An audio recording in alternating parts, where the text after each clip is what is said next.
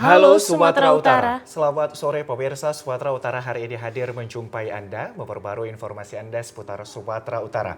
Edisi Kamis 30 Maret 2023. Bersama saya Muhammad Budi SR. Dan saya Audrandha Rolinka. Sejumlah informasi menarik telah disiapkan oleh tim redaksi kami.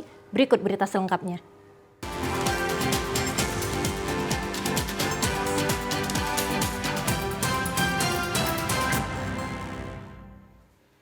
Pemirsa, maraknya peredaran narkoba sangat meresahkan warga. Personil Kodim 0209 Labuhan Batu menggerebek lokasi narkoba.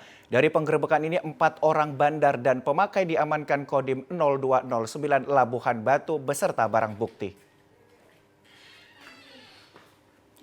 Mendapatkan informasi dari masyarakat yang resah dengan peredaran narkoba, personil Kodim 0209 Labuhan Batu melakukan penggerebekan tepatnya di lingkungan bangunan Kelurahan Padang Batinggi, Kecamatan Rantau Utara, Kabupaten Labuhan Batu. Dari penggerebekan ini 4 pelaku turut diamankan personil Kodim 0209 Labuhan Batu, diantaranya MRN dan IN yang merupakan warga Jalan Pembangunan Kelurahan Padang Batinggi, sedangkan EP warga Jalan Pendoan Kelurahan Rantau Prapat dan BS warga Kelurahan Pulau Padang. Di mana keempat pelaku merupakan warga Kecamatan Rantau Utara, Kabupaten Labuhan Batu. Dari keempat pelaku, Kodim 0209 Labuhan Batu berhasil menyita barang bukti sabu seberat 4,89 gram, 3 unit HP, 2 buah timbangan elektrik, dan uang hasil penjualan narkoba jenis sabu sebesar Rp1.600.000. Pasi Intel Kodim 0209 Labuhan Batu, Kapten Infantri Guntur Wibowo menjelaskan peristiwa penangkapan karena adanya informasi warga yang resah atas peredaran narkoba di daerah tersebut. Sejumlah personil langsung melakukan penggerebekan ke lokasi dan mengamankan 4 orang pelaku dari lokasi tersebut. 1 pelaku diantaranya merupakan residivis dalam kasus yang sama. Hari ini kami telah menyerahkan 4 orang tersangka terduga pengedar narkoba di wilayah Labuhan Batu. Tepatnya tadi siang kami melaksanakan penggerebekan di Desa Padang Batinggi. Berdasarkan laporan dari masyarakat mengenai keresahan yang terjadi maraknya pemakaian narkoba maupun pengedar narkoba di wilayah Labuhan Batu, kami mengumpulkan tim untuk melaksanakan aksi penangkapan. Keempat pelaku beserta sejumlah barang bukti ini diserahkan personil Kodim 0209 Labuhan Batu kepada Satres Narkoba Polres Labuhan Batu guna dilakukan penyelidikan lebih lanjut. Puluhan mahasiswa menggelar aksi dengan menghidupkan lilin dengan membawa foto Bribka AS di depan Mapolda Sumatera Utara Rabu sore. Massa meminta Kapolres Samosir AKBP Yogi Hardiman untuk menonaktifkan. Massa yang tergabung dalam Perhimpunan Mahasiswa Samosir Permasi tersebut menekankan Polda Sumut harus transparan dan berkeadilan dalam mengusut kasus dugaan pajak yang diduga melibatkan petinggi Polri di Samosir. Setelah melakukan aksi dan orasi, massa lalu memasang foto Bribka AS di depan pintu masuk Mapolda Sumut. Selain itu, massa juga menghidupkan lilin tepat di depan foto Bribka Arfan Saragi. Seperti diketahui, kasus ini telah menjadi atensi publik mengingat melibatkan beberapa perwira Polri. Hingga saat ini 2 perwira menengah yakni mantan Kapolres Samosir yang kini menjabat Kapolres Belawan dan Kapolres Samosir aktif telah diperiksa. Koordinator aksi Sirdo Sagala menyebutkan ada beberapa tuntutan yang ingin disampaikan, yakni meminta kasus ini diusut tuntas dan segera menonaktifkan Kapolres Samosir. Tidak hanya menyampaikan orasi, puluhan massa mahasiswa Samosir ini juga menyanyikan lagu tuntutan agar kasus ini diusut tuntas. Kasus kematian Bribka AS yang merupakan personel Satlantas Polres Samosir ini menjadi perhatian publik karena diduga bunuh diri berdasarkan hasil otopsi yang ditemukan racun sianida di dalam tubuhnya. Kematian Bribka AS juga diduga terkait dengan kasus penggelapan pajak di UPT Samsat Polres Samosir sebesar 2,5 miliar rupiah. Massa juga menuntut Kapolda Sumut Irjen Pol Panca Putra Simanjuntak untuk komitmen terhadap ucapannya yang berjanji akan transparan dalam mengusut tuntas kasus penggelapan pajak di UPT Samsat Pangururan.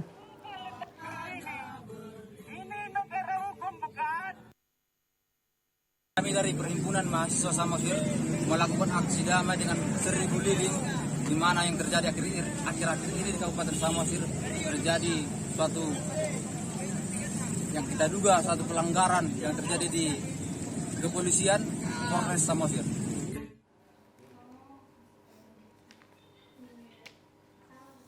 Pemirsa, kita beralih ke informasi lain. Tingginya curah hujan belakangan ini di Sumatera Utara, terkhusus di Kabupaten Langkat, menyebabkan rendahnya kuantitas hasil panen udang. Turunnya jumlah hasil panen udang Panabe yang ditambak para petani tambak khususnya di Dusun 8 Desa Pasar Rawa, Gebang, Langkat. Para petani petambak udang Panabe di Gebang, Langkat akhir-akhir ini tidak bisa berharap banyak dari hasil panen udang Panabe yang mereka tambak di lahan tambak mereka. Pasalnya banyak permasalahan yang dihadapi para petani tambak udang, diantaranya musim hujan yang tinggi akhir-akhir ini mengakibatkan kiriman genangan limbah dari kebun sawit di sekitar Desa Pasar Rawa terpapar ke lahan tambak udang mereka. Selain mengakibatkan pencemaran air tambak udang, limbah sawit juga menimbulkan penyakit pink pada udang Panabe yang dipelihara para petani udang. Kondisi itu diperparah lagi dengan turunnya hasil panen udang Panabe yang mereka pelihara cukup signifikan, yakni mencapai 70%. Dari pantauan di lapangan saat panen udang di lahan salah seorang warga, petani tambak udang Gio, terlihat hasil panennya jika dibandingkan dengan modal yang telah dikeluarkannya hanya mencapai 50-50 atau tidak memberikan hasil yang menjanjikan. Dari tambaknya yang seluas 5 rantai hanya menghasilkan 250 kg udang saja. Meskipun kondisi penurunan hasil tambak udang tersebut masih berjalan, namun para petani di Gebang, Langkat tetap berusaha menjadikan tambak udang sebagai lahan mereka untuk mencari nafkah. Saya harap memang kalau bisa Dinas Pendidikan terutama Kabupaten Langkat, tengoklah kami, pantaulah kami dan berilah saran atau masukan kepada kami.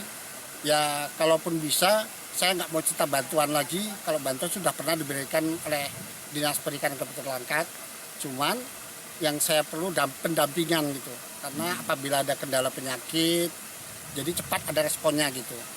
Sementara kami kan bukan orang dari perikanan, jadi intinya kami nggak tahu gimana cara mengolah udang dengan bagus gitu, dengan baik. Jadi saya mengharapkan bantuannya entah dari PPL, entah apa gitu. Kalau dulu ada PPL yang aktif, tapi sementara ini saya nggak pernah nampak lagi PPL itu. Diharapkan aparat lingkungan hidup dari Dinas Kehutanan Langkat bersikap cepat dan tegas memberantas lahan sawit ilegal yang merusak konservasi hutan bakau dan habitat ikan, udang, dan kepiting warga Gebang, Langkat. Serta PPL dari Dinas Pertanian Kabupaten Langkat dapat memberikan penyuluhan yang intensif saat ini agar masalah yang dialami petambak udang dapat diatasi.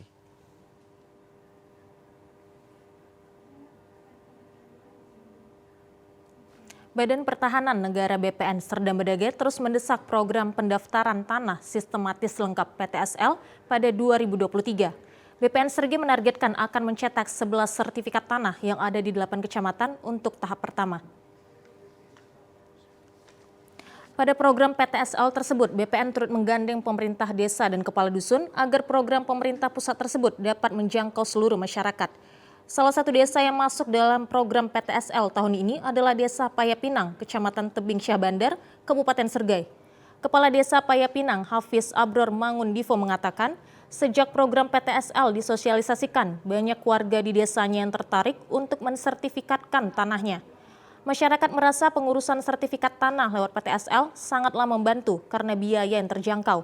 Masyarakat mengikuti program pemerintah pusat karena masyarakat juga berkeinginan tanahnya disertifikatkan, ditambah lagi biaya murah sehingga banyak yang mendaftar. Hal itu sangatlah penting, salah satunya untuk mencegah sengketa tanah di masa depan. Program PTSL dilaksanakan di 23 desa dan 8 kecamatan, yaitu Kecamatan Dolok Merawan, Tebing Tinggi, Tebing Syah Bandar, Bandar Khalifah, Perbaungan, Pegajahan, Dolok Masihul, dan Pantai Cermin. Koordinator Lapangan Program PTSL BPN Serge, Adi Tobing mengatakan, program PTSL akan dilaksanakan hingga akhir tahun 2023. Sejauh ini di Kabupaten Serdang Bedagai masih banyak masyarakat tidak memiliki sertifikat tanah dari BPN. Untuk itu pihaknya terus gencar melakukan sosialisasi dan pendataan bidang tanah yang belum memiliki sertifikat. Karena tujuan PTSL ini ialah sesuai dengan arahan Presiden Jokowi agar seluruh bidang tanah, khususnya di Sergai, terpetakan dan masyarakat memiliki sertifikat. yaitu programnya Bapak Presiden untuk program PTSL-nya. Kita himbau juga kepada masyarakat, ayo segera urus administrasi tanahnya sehingga nanti ke depannya tidak ada lagi, kita harapkan ada permasalahan untuk tanah di desa kita ini. Untuk semua masyarakat yang ada, salah satunya di Desa Payapinang, ayo semua. Kami mengimbau, saya salah satunya petugas dari BPN, agar semua, kami maunya itu di Payapinang semua sertifikat terpetakan dan tidak ada lagi kendala, baik itu risiko sengketa tanah maupun permasalahan batas-batas tanah. Pemirsa, tahun ini SMA Negeri 3 Medan menjadi sekolah negeri di wilayah Kota Medan yang paling banyak meluluskan siswanya masuk perguruan tinggi negeri nasional melalui jalur seleksi berdasarkan prestasi SNBP dengan jumlah 76 siswa. Diikuti SMA Negeri 1 Medan dengan 55 siswa dan SMA Negeri 18 Medan dengan 53 siswa.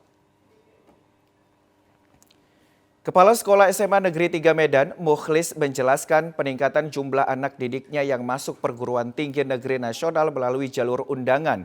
Berdasarkan prestasi tidak terlepas dari upaya manajemen sekolah melakukan seleksi dengan melakukan psikotes bagi peserta didik yang akan melanjutkan pendidikan ke jenjang perguruan tinggi. Dengan psikotes ini terjaring minat bakat dan pengembangan diri para siswa di samping dukungan orang tua murid sehingga hasilnya sangat baik di mana pemilihan perguruan tinggi dan fakultas yang dituju sangat jelas. Diungkapkan Mukhlis, dari 174 lulusan SMA Negeri 3 tahun ini, 76 atau 46% diantaranya masuk perguruan tinggi jalur undangan prestasi. Hal ini meningkat dari tahun sebelumnya, tahun 2022 di mana lulusan SMA Negeri 3 Medan yang masuk perguruan tinggi dengan jalur SNBP sebanyak 62 orang siswa.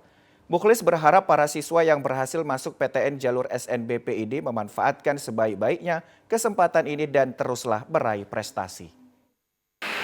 Dengan adanya psikotes, di situ anak-anak bisa terjaring bakat dan minat, kemudian arahnya kemana, didukung juga dengan orang tua, hasilnya juga memang tidak jauh lari, sangat akurat hasilnya.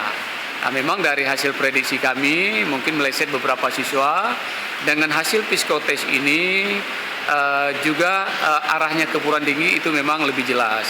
Nah, ini persepsi orang tua dengan anak itu harus sama, nggak boleh beda tujuannya.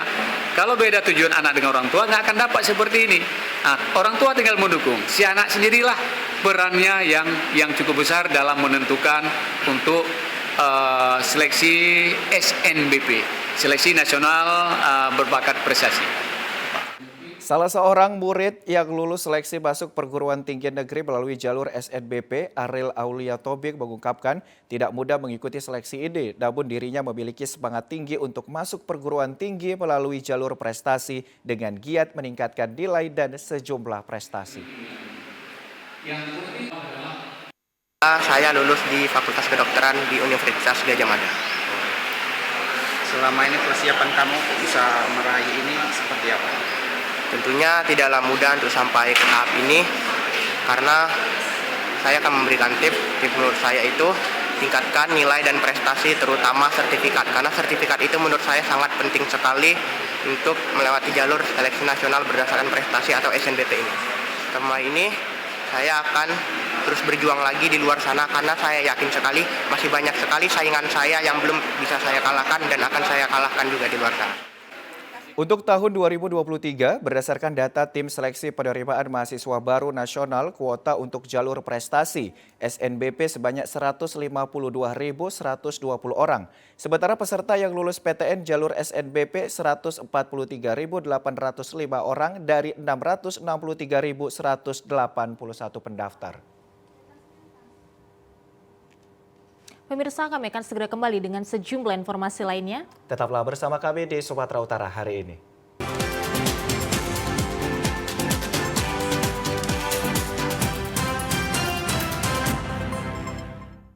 Terima kasih Anda masih bersama dengan kami. Pemirsa, KPUD Serdang Bedagai melakukan sosialisasi kepada pemilih pemula di 100 sekolah negeri dan swasta yang diikuti lebih dari 5.000 siswa yang merupakan pemilih pemula yang akan berpartisipasi pada pemilu 2024 di Serdang Bedagai. Komisioner yang membidangi divisi sosialisasi Bayu Afrianto mengatakan potensi pemilih pemula yang ada di Serdang Bedagai sejumlah 20.000 pemilih. Untuk itu divisi sosialisasi terus melakukan sosialisasi kepada pemilih pemula untuk ikut dalam pesta demokrasi 5 tahunan ini. Bayu menambahkan adapun kegiatan Zoom yang dilibatkan pada kegiatan ini terdapat 100 sekolah negeri dan swasta di 17 kecamatan dan lebih dari 5.000 siswa diikut sertakan dalam Zoom pemilih pemula tersebut.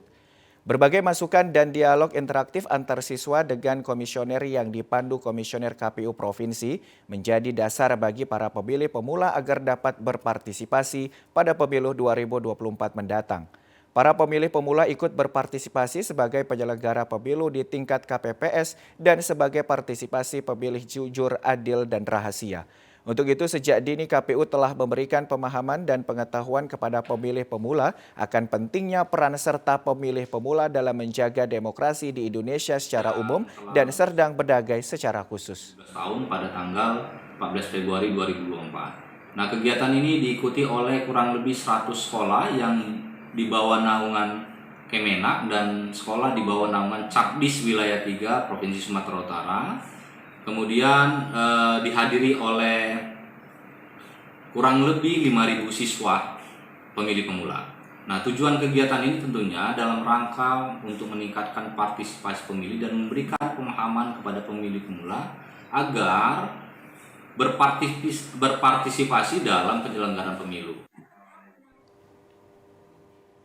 Untuk meningkatkan pelayanan kepada masyarakat, Dinas Kependudukan dan Pencatatan Sipil Stabat Kabupaten Langkat sudah menyediakan pelayanan publik berbasis online. Yang sangat dibutuhkan masyarakat adalah pengurusan administrasi kependudukan atau Adminduk. Guna memberikan pelayanan prima kepada masyarakat akan pengurusan Adminduk tersebut, selain pelayanan secara langsung, Dinas Kependudukan dan Pencatatan Sipil Stabat Kabupaten Langkat juga menyediakan layanan berbasis online. Pelayanan publik yang biasa digunakan masyarakat adalah pengurusan KTP dan kartu keluarga. Walaupun berada di kabupaten, namun layanan online tersebut sudah mencapai 30% dari total pelayanan yang diberikan kepada masyarakat.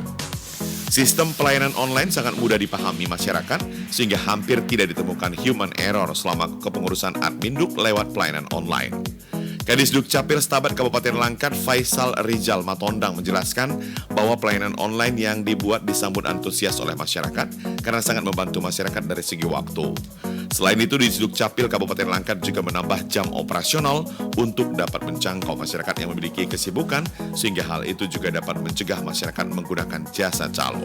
Bagi masyarakat yang mendapatkan musibah kebakaran dan bencana alam lainnya, pemerintah melalui Dinas Kependudukan dan Pencatatan Sipil Stabat Kabupaten Langkat menyediakan bentuk layanan Si Udang Galah, yaitu siap urus dokumen langsung warga yang mengalami musibah.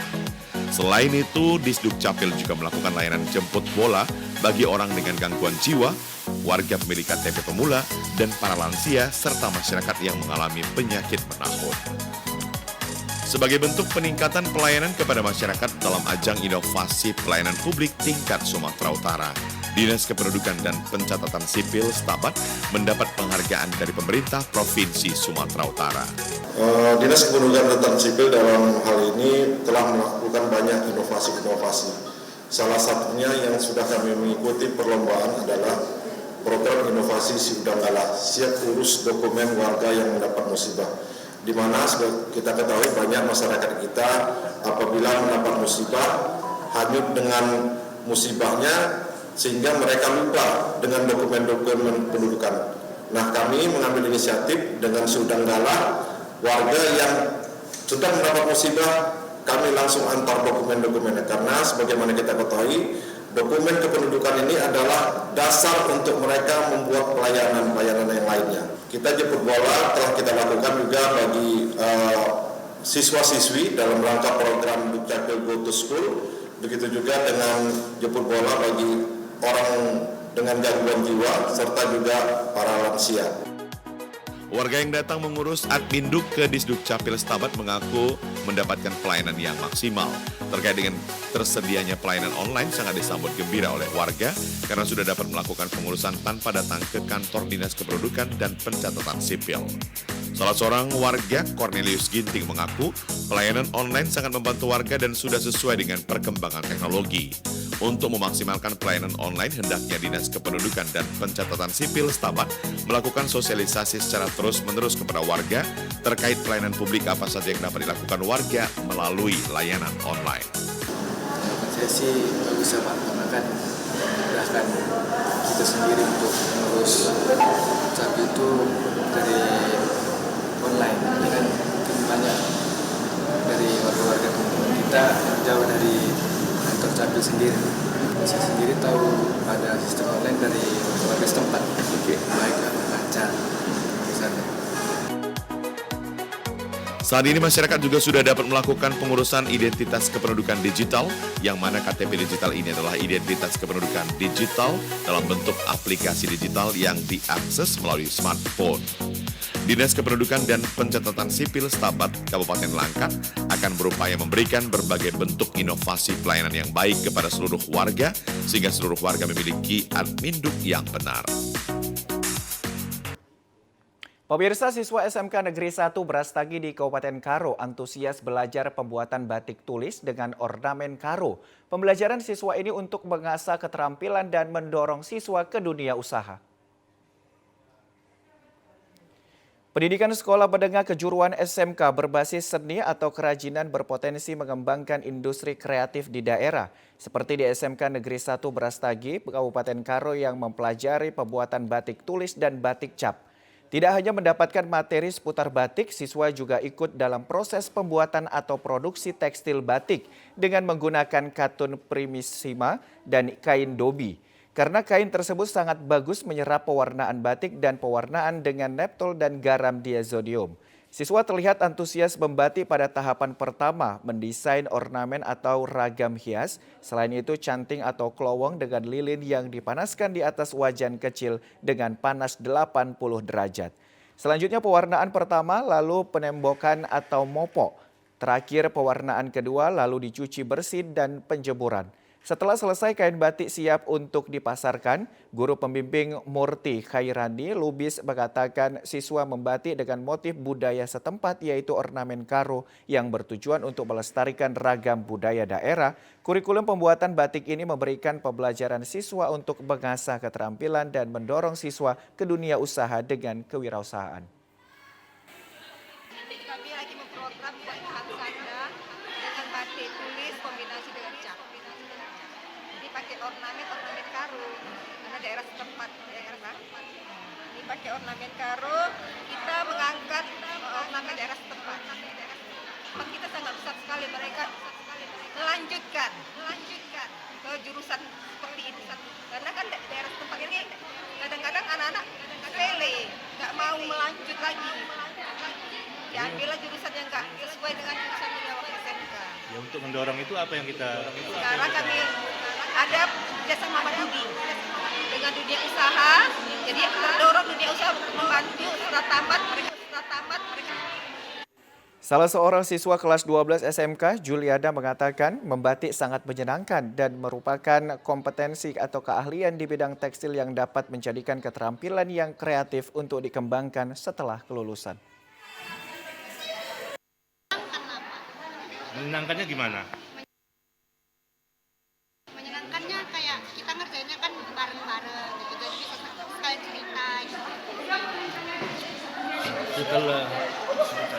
Setelah mendapat ilmu ini, ada kedepannya gimana, ada rencananya kita? Kalau rencana yang mengembangkan sih ada Pak, cuman kan kita butuh modal dan tenaga kerjanya juga. Jadi kita mungkin siap dari SMK ini entah kursus dulu atau gimana gitu. Ada memang keinginan kita mau wira swasta untuk apa ini gimana? Kalau keinginan ada sih Pak, karena kan uangnya juga di sini di Karo kan untuk membatik ini kan kurang. Jadi kalau kita buka usaha pasti buka maju usahanya gitu. Salah satu kearifan lokal yang masih dipertahankan hingga saat ini di Kabupaten Langkat adalah pembuatan gula aren. Meski prosesnya tidak mudah, namun masih dilakoni oleh sejumlah warga. Gula aren atau biasa disebut gula merah adalah gula yang terbuat dari bahan dasar air nira yang dihasilkan dari pohon enau. Untuk mendapatkan air nira, pengrajin gula aren harus mengawali dengan cara meriah atau pemukulan tangkai tandan bunga dari pangkal pohon ke arah tandan bunga selama berhari-hari. Setelah tandan mengeluarkan air nira akan ditampung selama 8 sampai 12 jam. Air nira yang terkumpul akan disaring terlebih dahulu agar lebih bersih dari sampah, daun, dan kotoran yang lain. Air nira kemudian dimasak di wajan besar di atas tungku api kayu sedang dan dibiarkan selama 1 jam 30 menit untuk menghasilkan aren berubah menjadi warna kecoklatan dan mengental. Setelah mengental dan dinyatakan masak lalu dicetak ke dalam potongan bambu yang sudah dibersihkan. Hanya dalam hitungan menit gula sudah dapat dipisahkan dari cetakan bambu dan siap untuk dijadikan bahan pemanis, juga siap untuk dipasarkan.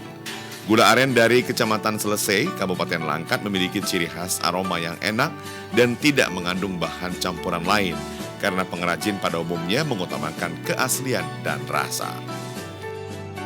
Dari mulai proses pembuatan gula aren asli, dari mulai awal yaitu disebut dengan ngeria, memanjat, menyadap, ya, diambil lalu ditunggu ditampung selama 1 malam.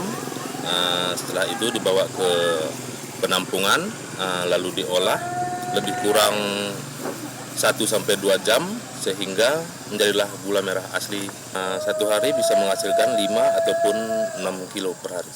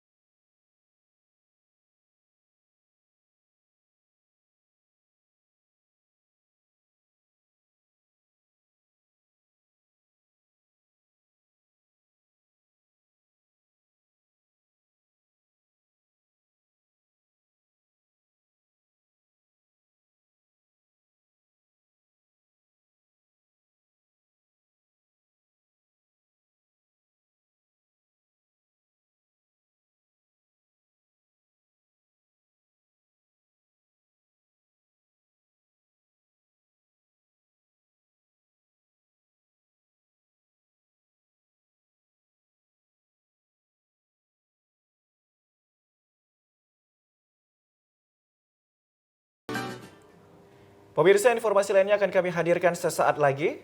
Tetaplah bersama kami di Sumatera Utara hari ini.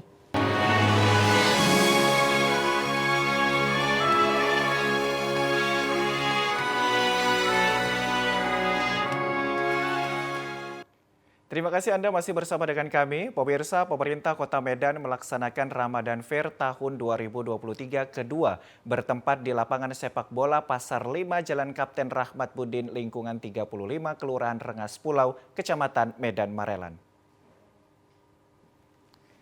Pemerintah Kota Medan mengadakan berbagai kegiatan di bulan suci Ramadan. Salah satunya Ramadan Fair Kota Medan tahun 2023 yang bertajuk The Kitchen of Asia. Program kolaborasi Medan Berkah ini juga digelar pada 2 lokasi di Taman Sri Deli Kota Medan dan di lapangan sepak bola Pasar 5 Rengas Pulau Marelan. Pada pembukaan Ramadan Fair ini dihadiri instansi dan wakil ketua DPRD Kota Medan, Sekda Kota Medan, Kapolres Tabes Kapolres Wilayan Polsek Medan Labuhan, dan pimpinan OPD dan Camat Lurah. Sekda Kota Medan Wirya Al-Rahman mengatakan pembukaan Ramadan Fair ini diisi dengan kegiatan yang bersifat Islami seperti tausiah Ramadan dan berbagai perlombaan seperti tahfiz Quran 1 juz. Lomba azan, kaligrafi mewarnai dan penampilan busana muslim. Kegiatan ini juga dimeriahkan oleh acara hiburan musik dari artis ibu kota. Selain untuk meningkatkan ukhuwah Islamiyah dan menjunjung sektor kebudayaan, kegiatan ini juga digelar untuk pengembangan potensi pasar dan UMKM saat Ramadan. Kami hormati Bapak Wakil Wali Kota Medan. Ramadan Fair yang ke-17, ya berarti sudah 17 kali Ramadan Fair ini dilaksanakan di Kota Medan. Dan kali ini sama seperti Ramadan Fair yang ke-16 bahwa ini dilakukan di dua lokasi, yaitu di Taman Sri Deli di depan Masjid Raya Medan dan di Rengas Pulau, lapangan Rengas Pulau, Kecamatan Medan Maradan ini dilaksanakan. Tujuannya adalah supaya bahwa di daerah utara pun pelaksanaan Ramadan Fair ini juga kita lakukan untuk bisa dinikmati oleh seluruh masyarakat di utara Kota Medan. Bulan Ramadan merupakan bulan penuh berkah, bulan penuh hikmah, bulan untuk meningkatkan kualitas keimanan. Bagi umat muslim yang melaksanakannya dengan ikhlas akan diberikan pahala oleh Allah Subhanahu wa Ta'ala. Kegiatan buka puasa bersama bukan hanya rutinitas yang biasa dilaksanakan setiap datangnya bulan Ramadan.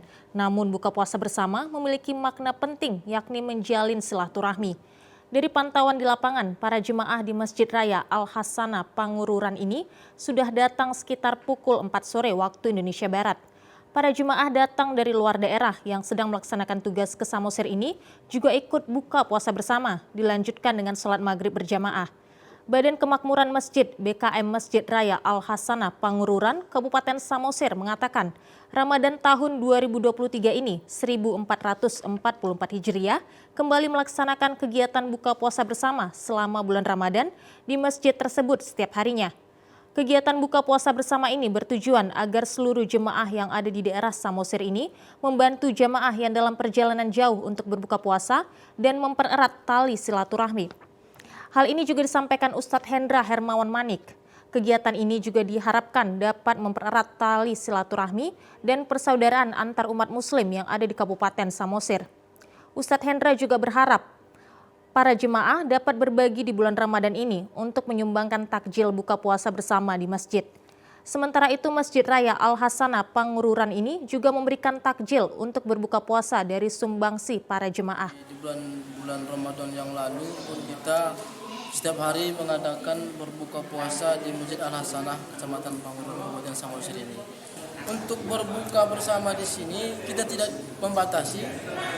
Selagi ada jamaah kita yang datang kemari akan kita sediakan tempat orang itu istilahnya untuk duduk bersila dan akan kita hidangkan apa yang ada takjil kita di sini. Tidak dibatasi Pak berapa. Kalau dari jumlahnya kira-kira kemarin itu sampai 70-80, kemudian ada yang datang lagi. Pemirsa, dikenal memiliki manfaat kesehatan, kanji rumbi atau bubur pedas khas Aceh menjadi favorit warga saat berbuka di bulan Ramadan. Warga keturunan Aceh yang ada di Kota Medan masih setia merawat tradisi kuliner kanji rumbi atau biasa disebut bubur ayam pedas. Sejak siang, juru masak sudah menyiapkan kudapan yang berbahan utama beras dan beraneka rempah ini. Rempah-rempah yang disiapkan diantaranya bunga lawang, kayu manis, kapulaga, serai, pandan, jahe, serta bawang. Bumbu-bumbu ini kemudian dihaluskan dan disangrai menjadi bubuk. Setelah itu bahan lainnya seperti ayam direbus menggunakan kuali besar, lalu dicampur dengan beras yang sudah dicuci. Tidak lupa bahan santan dimasukkan ke dalam kuali besar dan diaduk hingga menjadi bubur. Proses memasak kanji rumbi khas Aceh ini memakan waktu selama 2 jam. Namun di tahun ini sedikit berbeda dalam proses memasaknya, yaitu menggunakan mesin dalam proses pengadukan. Ketua Panitia Pembuatan Bubur Pedas khas Aceh, Sabri, mengatakan untuk Ramadan ini setiap harinya pihaknya menyediakan sebanyak 1.300 porsi bubur pedas yang nantinya akan dibagikan untuk warga dan para jemaah yang ingin berbuka puasa di Masjid Raya Aceh Sepakat. Setiap hari kita siapkan hidangan baik untuk tamu, donatur dan VIP ya, dan untuk tamu umum. Bubur ini sejarahnya sejak masuk Islam dulu ya. Jadi sejak masuk Islam setiap ada acara Aceh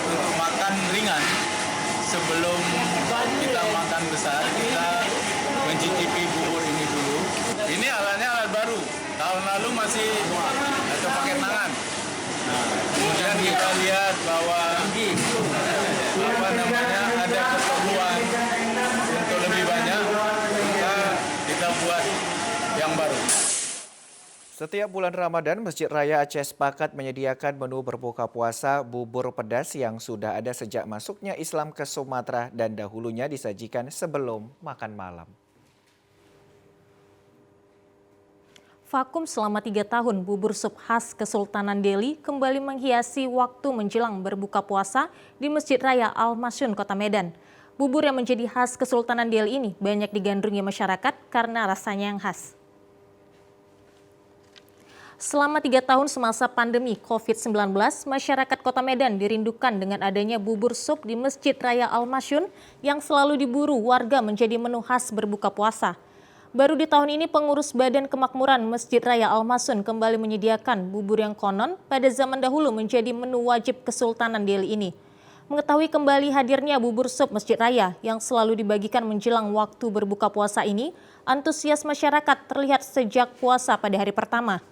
Bubur sup yang menjadi menu favorit Kesultanan Delhi ini memiliki cita rasa yang khas dilengkapi dengan sayuran yang juga khas Melayu, yakni anyang.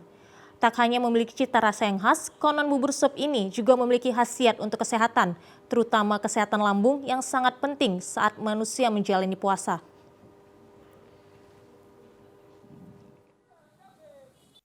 Tahun pertama kita setelah 3 tahun tidak adanya masak bubur, jadi inilah tahun pertama alhamdulillah kita dapat buat tahun ini bubur sup ciri khas Masjid Raya. Kita antusias masyarakat di hari kedua ini semakin meningkat. Buka ini dari zaman Kesultanan. Jadi di zaman Kesultanan itu sedekah pribadi Sultan.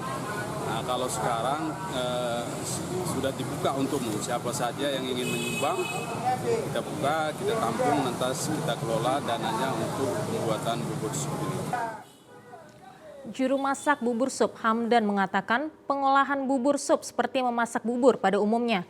Namun hal yang menjadi unik adalah cara memasak bubur sup khas Kesultanan Delhi ini masih otentik dengan menggunakan kayu sebagai bahan bakar dan gentong yang terbuat dari tanah liat sebagai wadah bubur. Dirinya menjelaskan pada mulanya beras dicuci dengan bersih, lalu dimasukkan ke dalam gentong yang telah berisi air. Lalu setelah didiamkan selama 1 jam, berbagai sayuran seperti wortel, daun sup, dan daun bawang dicampur ke dalam bubur, beserta bumbu rahasia yang membuat cita rasa gurih pada bubur sup ini. Setelah semua bahan baku dicampur menjadi satu di dalam gentong, lalu diaduk secara berkala selama 3 jam lamanya, agar tekstur bubur mendapatkan hasil yang sempurna.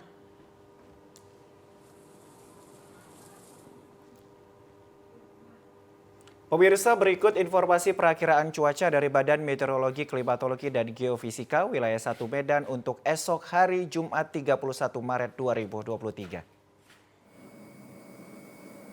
Halo Sobat BMKG, senang sekali menemani ibadah puasa Anda hari ini. Saya, Christine Afrin Matondang, Perakirawan Balai Besar BMKG wilayah 1 Medan, boleh kembali hadir untuk menyampaikan informasi perakiraan cuaca dan hotspot di wilayah Sumatera Utara untuk hari Jumat 31 Maret 2023. Adapun kondisi cuaca di wilayah Sumatera Utara diprediksi cerah berawan pada pagi hari dengan potensi hujan ringan di wilayah Kepulauan Nias.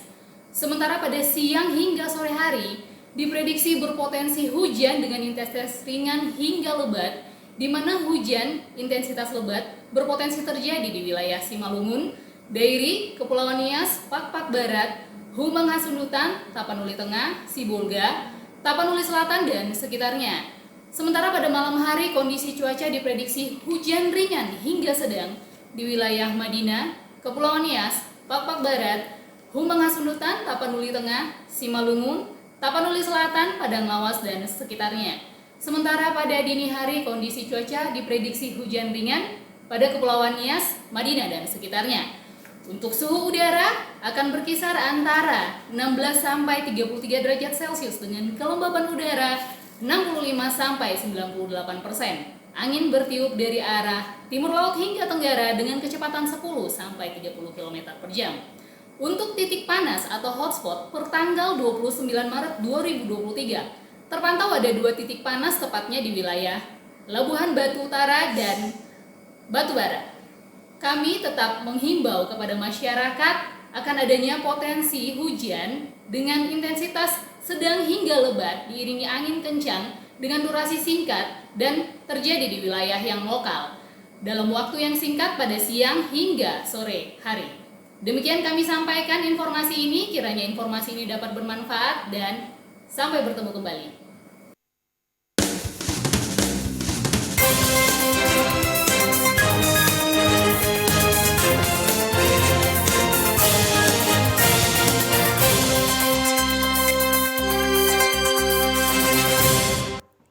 Terima kasih Anda masih bersama dengan kami. Pemirsa, masyarakat dihimbau untuk tetap mewaspadai penyebaran penyakit tuberkulosis atau TBC yang masih kerap ditemukan di masyarakat.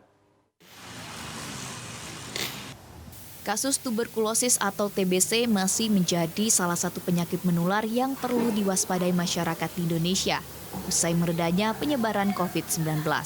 Hal ini dikarenakan penyebaran kasus TBC di Indonesia cukup tinggi.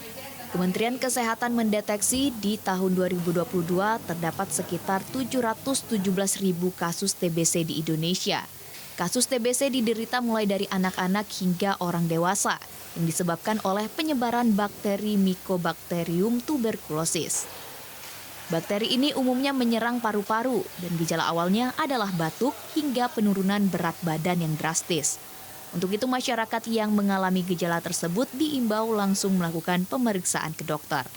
Untuk penyakit TB, himbauan kita, bila batuk-batuk lebih dari 2 minggu, segera periksakan ke dokter dan juga bila perlu diperiksa dahaknya ya, untuk memastikan apa TB itu. Karena TB ini kalau begitu kita ketahuan positif, bisa diobati segera 6 bulan. Nah, dalam pengobatan 6 bulan paling lama, insya Allah sudah sembuh untuk TB. Tapi jangan dia begitu berobat berhenti. Nanti dia resisten. Nah, kalau TB resisten itu yang bahaya. TB resisten lebih bahaya, lebih lama berobatnya, sembuhnya juga lebih lama. Afifah Sari, TVRI Sumsel melaporkan. Selama bulan puasa, Palang Merah Indonesia Provinsi Bengkulu menggelar donor darah pada malam hari. Donor darah dilakukan usai ibadah tarawih di sejumlah masjid di Kota Bengkulu. Memasuki bulan puasa, jumlah pendonor darah menurun. Untuk mengantisipasi kekosongan stok darah, Palang Merah Indonesia atau PMI Provinsi Bengkulu melaksanakan donor darah pada malam hari. Selama Ramadan, mobil donor darah disiapkan di sejumlah masjid dalam Kota Bengkulu. Donor darah dilakukan usai ibadah sholat tarawih sehingga dipastikan pendonor darah aktif tetap bisa melakukan donor darah pada bulan puasa. Ketua PMI Provinsi Bengkulu Asnawi menilai kegiatan donor darah malam hari ini efektif dalam menyediakan kebutuhan darah bagi warga yang membutuhkan. Tentunya target yang harus kita capai, donor darah tersedia itu paling tidak 2% dari jumlah penduduk. Itu standar nasional. PMI Provinsi Bengkulu menargetkan 3 miliar rupiah dalam bulan dana tahun ini. Gubernur Bengkulu Rohidin Mersya mendorong PMI Provinsi Bengkulu memiliki rumah sakit untuk menunjang kemandirian. Agar ada kemandirian PMI ke depan, saya minta untuk segera membangun klinik pertama. Di mana-mana kalau PMI-nya berkembang dengan bagus kan punya rumah sakit. Ketika mereka punya unit usaha kemanusiaan tapi produktif berorientasi kepada pendapatan, saya kira nanti membangun kemandirian. Dan saya kira tidak ada kesulitannya. Lucia Bayangsari, TVRI Bengkulu melaporkan. Pemirsa, selain Masjid Agung di Palembang, ada sebuah masjid tua di tepian Sungai Musi yang memiliki sejarah perjuangan Islam di Palembang. Masjid yang dimaksud ialah Masjid Kiai Muara Ogan.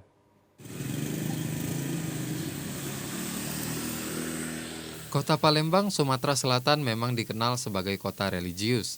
Sebab di sini banyak terdapat masjid tua yang berumur ratusan tahun.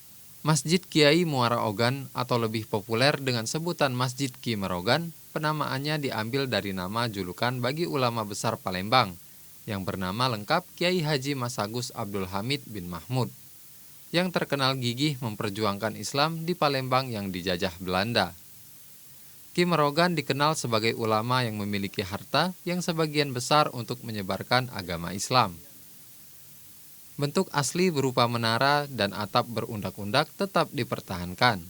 Ketua Masjid Ustaz Ismail mengatakan, di masjid tua dengan arsitektur yang masih dipertahankan lebih dari 1 abad ini menjadi destinasi religi yang mengagumkan.